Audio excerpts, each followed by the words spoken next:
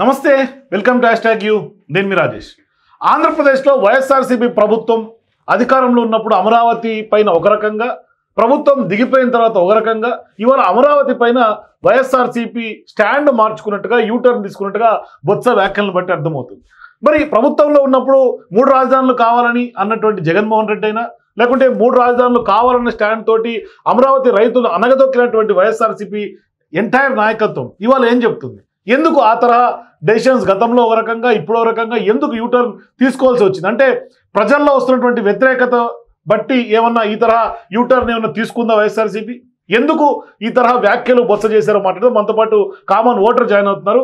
అమరావతికి సంబంధించి ఎందుకు యూటర్న్ గురించో మాట్లాడదాం. మేడం నమస్తే. నమస్కారం అండి. అమరావతి అంశంలో వైఎస్ఆర్సీపీ గతంలో తీసుకున్నటువంటి స్టాండ్ 3 రాజధానులు ఉండాలి అనేది, దాన్ని అసెంబ్లీ వేదిక ద్వారానే జగన్మోహన్ రెడ్డి అనేక సందర్భాల్లో, అంటే గతంలో చంద్రబాబు అధికారంలో 2014 తర్వాత అమరావతి స్టాండ్కి ఒప్పుకున్నారు, తర్వాత 3 రాజధానులు అన్నారు. ఇప్పుడు మళ్ళీ మాట మార్చి యూటర్న్ తీసుకున్నట్టుగా కనిపిస్తుంది. ఏంటి అసలు ఇంత స్టాండ్స్ మార్చుకుంటా అమరావతి పైన యూటర్న్ తీసుకోవటం ఎట్లా చూడాలి?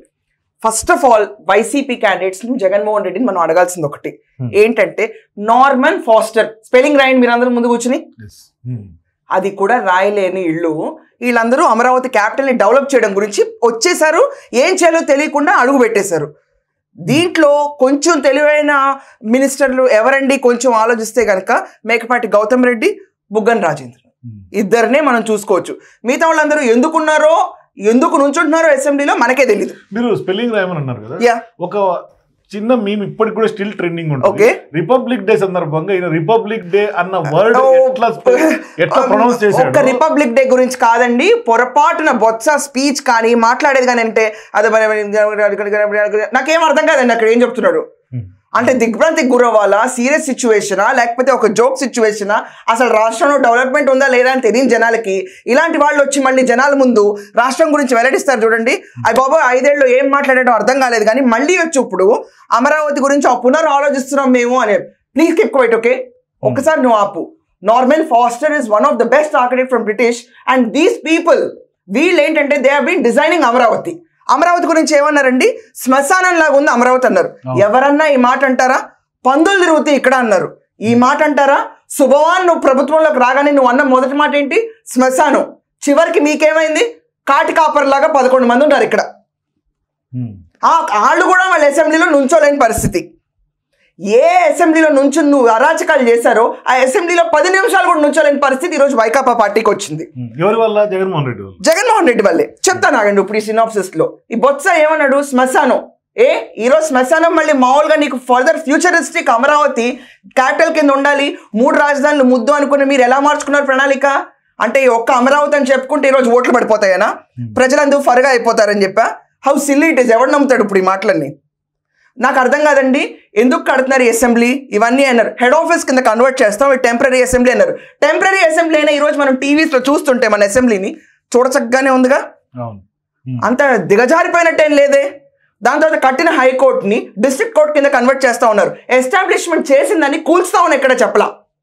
ఏమండి ఒక చిన్న విషయం అండి, ఒక రాష్ట్రం డెవలప్ అవుతుంది. రాష్ట్రం డెవలప్ అవుతున్నప్పుడు ఒక బీదవాడే ఇల్లు ఉందనుకోండి, చిన్న పూరి గుడిసా దాని పక్కన 4 మొక్కలు పెట్టుకుని అబ్బా చూడచక్కగా ఉంది రాష్ట్రం అని ఇల్లు బాగుంది అని అనిపించుకుంటారు. ఇదంతా పక్కన పెడితే పోనీ ఒక ధనవంతుల ఇంటికో ఎవరికైనా బాగా కట్టిన వాళ్ళ ఇంటికి వెళ్ళాం అనుకోండి, ఎంత బ్రహ్మాండంగా ఉంది, వీళ్ళ టాయిలెట్స్ ఏంటి, ఫెసిలిటీస్ ఏంటి, ఇంటి పరంగా చూసుకుని వారేమో అనుకుని మళ్ళీ విజిట్ చేస్తారు ఎవరన్నా బాగుంది అనుకుంటే. రాష్ట్రంలో ఏముంది ఇక్కడ చూడడానికి? ఏముంది మీ పరిపాలనలో? ఆ మాత్రం ఇనిషియల్ స్టేజ్ మొదలైన టీడీపీ టెన్యూర్లో అమరావతి మొదలైతే దాన్ని తీసి ఇరక్కొట్టడమే పనిగా పెట్టు కూర్చున్న మీరు ఈరోజు అమరావతి కావాలనుకుంటే ఎవడు వేస్తాడు ఓట్లు, ఎవడు నమ్ముతాడు? సో ఇప్పుడు వీళ్ళు యూటర్న్ తీసుకొని పునరాలోచిస్తామంటే కూడా కేవలం ఓట్ల రాజకీయం అనుకోవాలా?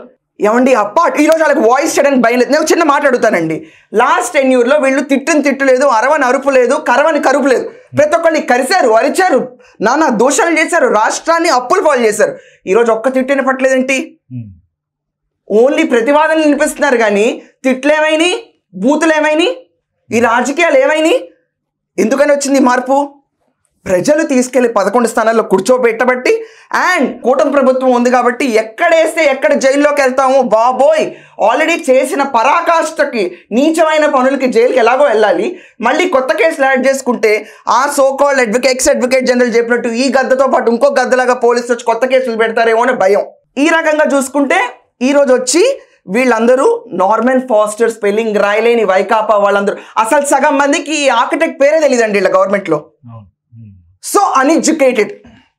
అలాంటి అన్ఎడ్యుకేటెడ్ లో బుగ్గన బెస్ట్ అని మనం అనుకుంటే బుగ్గన లాంటి వాళ్ళు కూడా వచ్చి సెంట్రలైజ్డ్ ఏసీ ఉన్న అసెంబ్లీలో, కిటికీలు కూడా లేని అసెంబ్లీలో ఏం చేయాలి అధ్యక్ష అని అడిగాడు.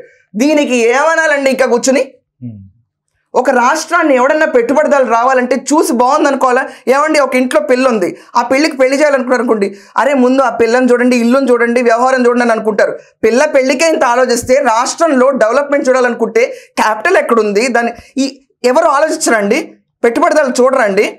దాని గురించి ఖర్చు పెడితే వితండవాదం. దీనికి నీకు ఒక్క రాజధానికి ఎరగలేవు కానీ నీకు 3 రాజధానులు కావాలి. మళ్ళీ ఒక్కదానికి సంస్కరించడానికి డెవలప్మెంట్ పోర్ట్ఫోలియో ఎలా ప్రిపేర్ చేయాలో నీకు తెలియదు కానీ నీకు 3 రాజధానులు ఎలా డెవలప్ చేయాలి, జ్యుడిషియల్ మళ్ళీ క్యాపిటల్ ఒకటి, ఎగ్జిక్యూటివ్ క్యాపిటల్ ఒకటి, నీకు ఇన్ని క్యాపిటల్స్ డెవలప్ చేయడానికి మాటలు 2 నేర్చుకుని జనాల ముందు రుద్ది 3 చోట్ల భూములు కబ్జాలు పెట్టి వాల్యూస్ పెంచి వాటిని అమ్ముకోవడానికి చేసిన దందా అది కూడా చెల్లలేదు దేవుడి దయ వల్ల. లేకపోతే 3 చోట్ల నష్టపోయి ఉండేది ఈ పార్టీకి.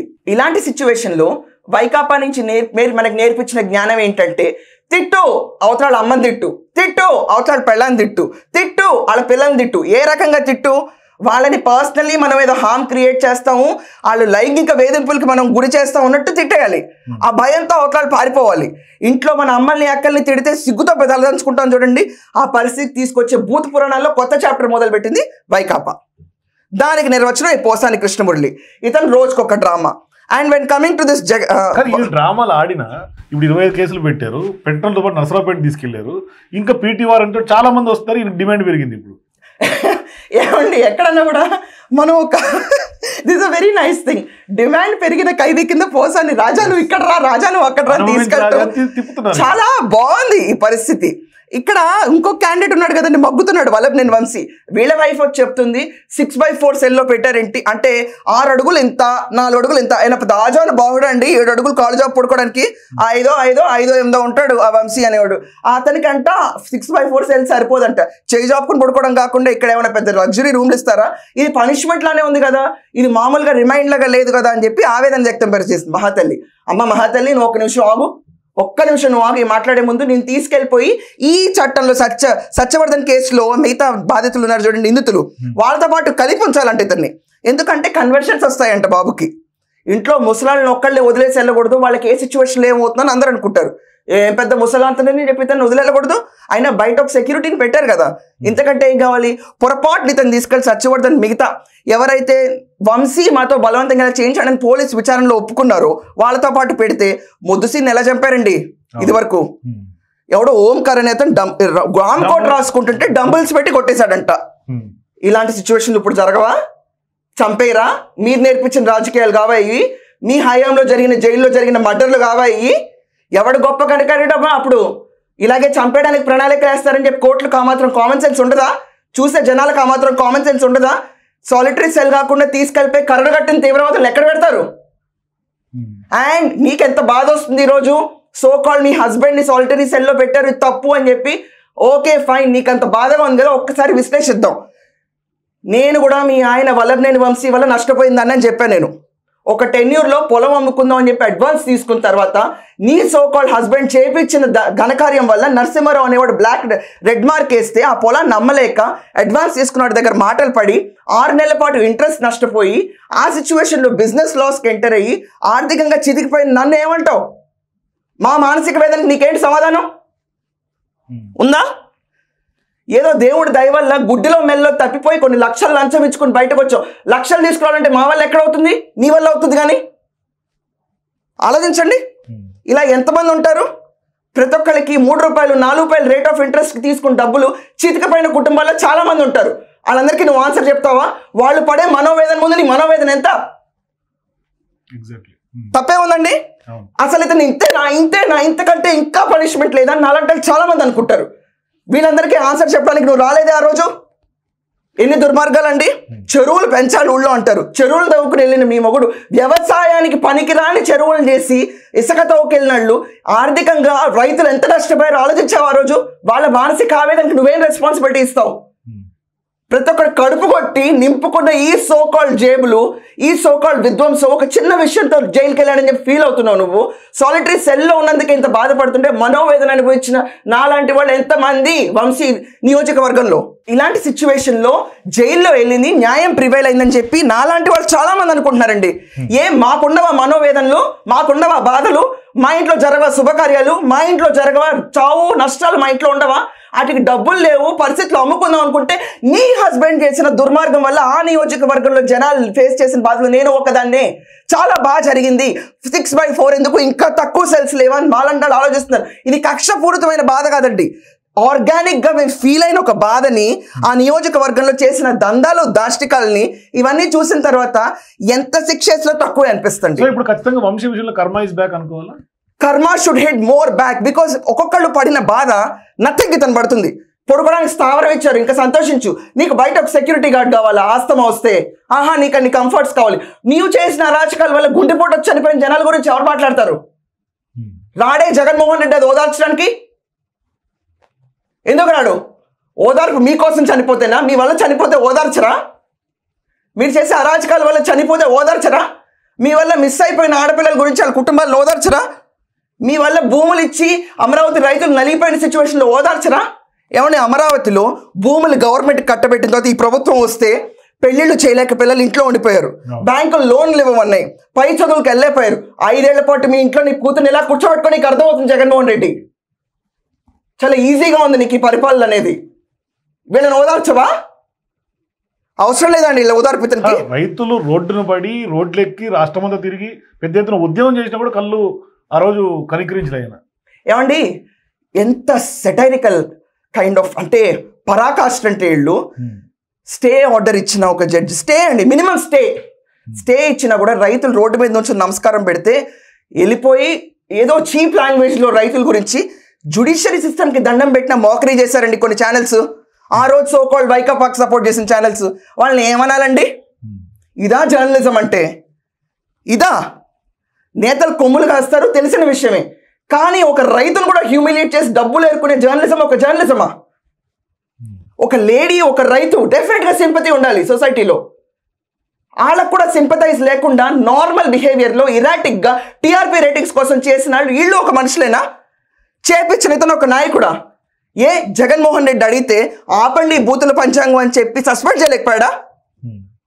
ఆపండి దౌర్జన్యాలు అని చెప్పి ఆపలేకపోయాడా? ఇతను కళ్ళ ముందు ఫ్లోర్ ఆఫ్ ద హౌస్ లో కొడాలి నాని చంద్రబాబు నాయుడు ఎలా తిట్టాడు, ఎలా విమర్శించాడండి? శ్మశానం లాగా ఎలా కనిపించింది బొత్స? ఈ రోజే కదా మనం అడుగు పెట్టాం ప్రభుత్వంలో. శ్మశానాన్ని తీసుకొచ్చి వైభోగం లాగా ఇంద్రభవనం లాగా కట్టాలి మనం అని చెప్పి ఎవరైనా అనాలి. రావటమే కూల్చివేత ప్రజాభవనాన్ని, ఆ డెబ్రీస్ అలాగే ఉంచాలి. What a psychopathic mind set this is. అంటే రాష్ట్రంలో ఎవరికి మేము పైకి వెళ్తా ఉన్న హోప్ కూడా ఉండకూడదు, నలిపేయాలి దాన్ని. ఎవరండి ఎవరన్నా భూములు కొనుక్కోవాలనుకున్నాం అనుకోండి, దానిపైన అప్పులు తీసుకొస్తాం. భూములు దాంట్లో భవనాలు కట్టి నిర్మాణం తీసుకురావాలనుకున్నప్పుడు అప్పులు తీసుకొస్తాం. This is called development. దానిపైన వచ్చే రెవెన్యూతో అప్పులు కడతామని. అప్పులు తెచ్చి నువ్వు ఏం చేసావు? నీ జేబులు నింపుకున్నావు. పోర్ట్లు ఏమైపోయినాయి ఆంధ్రప్రదేశ్లో? ఏం మాటలు ఉండవా దీనికి? ఎంతసేపు నీకు తెలిసింది ఏంటంటే ఆడుకోవటం, అరాచకం. మాలాంటి వాళ్ళు 100 మంది 1,00,000 మంది ఉంటారు ఏపీలో. నువ్వు వచ్చి ఈరోజు అమరావతి ముద్దంటే ఎల్ల అవతలకి వెళ్ళంటారు, కానీ నీ మాటను ఎవరు పట్టించుకోరు. And it's high time political retirement తీసుకుని వెళ్ళిపోవడం మంచిది, లేకపోతే చీత్కారాలు ఇంకా దారుణంగా ఉండబోతాయి ఫ్యూచర్లో. ఎవరికైనా కడుపు మంట తగ్గుద్దా అండి? ఇదంతా చూసుకుంటే పోయిన రోజుల్లో ఇక్కడ మన రాష్ట్రం నుంచి బెంగళూరు వెళ్ళేవాడు, విద్వాన్ సౌదా చూద్దాం, కనీసం వాళ్ళ అసెంబ్లీ ఎలా ఉందో చూద్దాం. మనకేముంది రాష్ట్రంకి? నువ్వు చేసిన అవినీతులు చూడడానికి రావాలి. ఒక రాష్ట్రం ఎలా దోచుకోబడిందో చూడాలి, జనాలు ఎలా ఏడుస్తారో చూడాలి, నాలాగా రోడ్డు మీదకి వచ్చి గొంతు చించుకుంటున్నాడు ఎంతమందో చూడాలి. ఇంకా భయపడ్డం ఆపి మిగతా వాళ్ళందరూ బయటకు వచ్చి కేసులు వేయడం చాలా మంచిదండి. ఇప్పుడు ఎంత గర్వంగా ఒక లంచాన్ని వైట్లో తీసుకున్న మాలాంటి మా ఓన్ ఎగ్జాంపుల్ అండి ఇది, వేరే వాళ్ళ ఎగ్జాంపుల్ కాదు. నాలాంటి వాళ్ళు ఎంతమంది ఉంటారు? I lost my father. ఆ సిచ్యువేషన్లో నేను పొలం అమ్ముకుంటుంటే ఒక పార్టీషన్లో ఒక మ్యూటేషన్ కోసం కూడా హెల్ప్ చేయలేని ఎంఆర్ఓ, దానికి కూడా డబ్బులు తీసుకొస్తానే చేస్తానని చెప్పిన ఎంఆర్ఓ, ఏమండి రంగా అని ఒక క్యాండిడేట్ ఉంటాడండి, ఇతను చెంచా రంగా నుంచి ఎంఆర్ఓకి వెళ్ళాలి. ఎవరు మన దగ్గరికి శ్రేయోభిలాషుల్లాగా గుట్టల కింద పురుగుల్లాగా జనాలు వస్తారు. ఆ పేర్లు బయట పెడితే ఈరోజు గన్నవరంలో తిరగడం చాలా కష్టం. ఆ పేర్లు ఇంకా I very nice and little good. ఇక్కడి నుంచి ఆపాలి. ఇంకా చాలా రూట్ నేమ్స్ ఉన్నాయండి దీంట్లో. చాలా చండాలంగా ఉంటుంది. వాళ్ళు వచ్చి ఎలా చెప్తారంటే వెళ్ళిపోండి రంగా గారి దగ్గరికి, వెళ్ళిపోండి. ఎమ్మెల్యేకి ఏం సంబంధం నా రెడ్ మార్క్తో? అర్థం కాదండి ఎవరికి. లక్షలు నింపాలా? అప్పుడు మేము తాకట్టు పెట్టిన బంగారానికి నువ్వా బాచురాలివి? ఇలాంటి వాళ్ళకు కూడా 6/4 సరిపోలేదు, ఇంకా కావాలి. వాళ్ళని తీసుకెళ్ళి లిబరలైజ్డ్ ఉండాలి. వీళ్ళ పక్కన ఉన్న సోకాల్డ్ విట్నెస్ అందరినీ చంపేయాలి అనుకుంటే మేమే ఒప్పుకోం. ఎంత తీవ్రమైన శిక్ష విధిస్తే అంత మంచిది రాష్ట్రానికి. ఇప్పుడు వంశీ గురించి పక్కన పెడితే పోసాని గురించి ఇట్లా కోర్టుల చుట్టూ ఊర్లు తిప్పటం ఎట్లా చూడాలి? ఇది ఒక రకమైన కక్ష సాధింపు అంటుంది వైసీపీ. ఇది కొడాలి నానికి మొదటి హెచ్చరిక. నీ పైన కూడా ఇలా ఉండబోతుంది కొడాలి నాని, కొంచెం ఆగు. ఇంకా ఇది ట్రైలర్, టీజర్ ట్రైలర్ ఏదో అంటారు కదండి, అది ఇది. మెయిన్ సినిమా కొడాలి నానికి రోజాకు ఉంటుంది. అప్పుడు తిప్పుతారు చూడండి.